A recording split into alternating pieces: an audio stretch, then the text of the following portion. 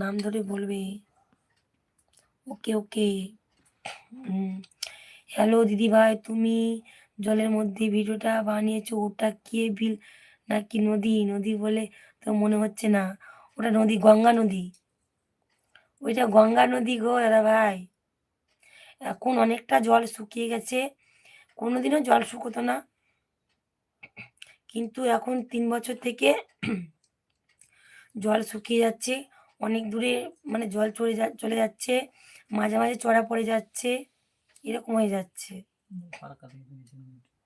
এই ফারাক্কা থেকে, নাম শুনেছেন অবশ্য ফারাক্কা ব্রিজ, ওই ফারাক্কা ব্রিজের ওই মানে ফারাক্কার সাথে ওটা নদী যুক্ত, গঙ্গা নদী,